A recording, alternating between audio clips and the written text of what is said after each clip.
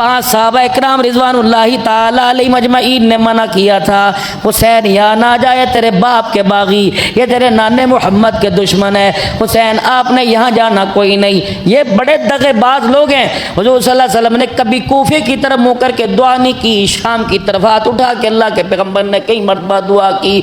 आपने शाम की सरजमी को जन्नत का टुकड़ा कहा है, रहमत वाले नबी ने सरजमीन जन्नत शाम की ज़मीन को कहा है। पाक पैगम्बर सल्लल्लाहु ताला अलैहि वसल्लम ने कभी बद्दुआ नहीं की, लेकिन मेरे अजीज़ों कभी बद्दुआ नहीं तो कूफे वालों के लिए दुआ नहीं की। फरमाया कूफी ला यूफी, कूफा ला यूफा, ओए लोगों कूफे वालों से वफा कोई नहीं, इन्होंने तेरे बाप को धोखे से बुलाकर शहीद कर दिया। हुसैन मेरी मान कहने वाला कौन था?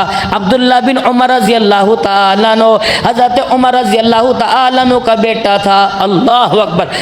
करबला का मैदान है, अब्दुल्ला बिन जुबैर समझाने वाला, ना जा, मैं तेरी फुप्पी के बेटे का बेटा हूँ, ना जा, तेरे नाने की फुप्पी के बेटा हूँ मैं, ना जा। अब्दुल्ला बिन अब्बास, मैं तेरे सगे चाचे का बेटा, मैं नहीं तेरे जान देना, ना जा। अच्छा देखेंगे, रात का जब अंधेरा हुआ, हज़रत हुसैन रात को मक्के में अंधेरे में निकले कि दिन के उजाले में मुझे रोक ना लें। अब हुसैन की समझ क्या थी ये अल्लाह ही जाने। अगर या ये कहें कि कुर्सी लेने गया, फिर तो ये हिमाकत है, धोखा ही धोखा। मदीने शरीफ चले गए, वहाँ के लोगों को इकट्ठा किया, हज का ज़माना था, इकट्ठा किया, क्या करूँ? उन्होंने कहा हुसैन कूफे वाले को, इराक वालों को, मुल्क शाम वालों को, मिस्र वालों को ख़त लिखते हैं, तमाम जगह से वो फूद बुलाते हैं और वो फूद बुलाकर सबको पेश करते हैं, राय उनके सामने रखेंगे, बात सामने रखेंगे, जो राय मिल जाएगी वो कर लेना। हज़रत हुसैन ने कहा यहाँ कौन सा इतना बड़ा इंतज़ाम है, ख़त पहुँचते पहुँचते, टेलीग्राम पहुँचते पहुँचते महीनों लग जाएंगे।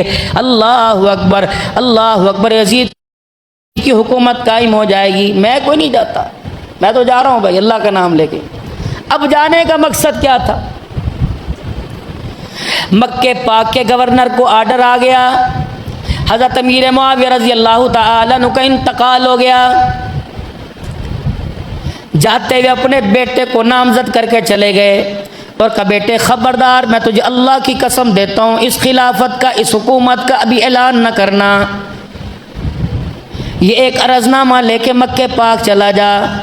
मोहम्मदुर रसूलुल्लाह सल्लल्लाहु अलैहि वसल्लम का नवासा, हज़रत अली का साहबजादा, सैयदा फ़ातिमा की गोद में खेलने वाला वह हुसैन मिलेगा, उसके सामने जाके रख दे, मेरे अब्बे ने ये फ़ैसला किया, मेरे अब्बे की ये राय है, 3 साहबा के पास चले जाना, अब्दुल्ला बिन ज़ुबैर, अब्दुल्ला बिन उमर रज़ी अल्लाह ताला अन्हु, हज़रत हुसैन बिन अली के पास, इन तीनों के पास जाके कदमों में बैठ जाना और ताज ये खिलाफत का इनकी पैरों में रख देना।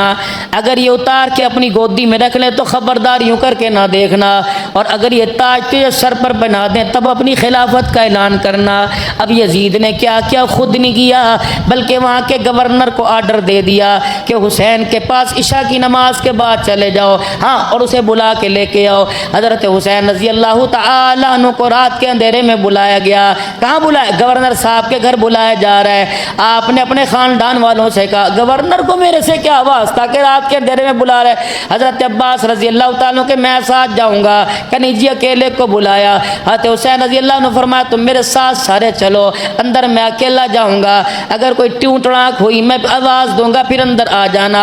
हज़रत अब्बास कहने लगे आप इशारा कर देना। जब अंदर गए तो कहने लगे यजीद का आर्डर आया है कि आप मेरे हाथ पर उसके लिए बैत कर लो। हुसैन कहने लगे ये मुंह मसूर की दाल।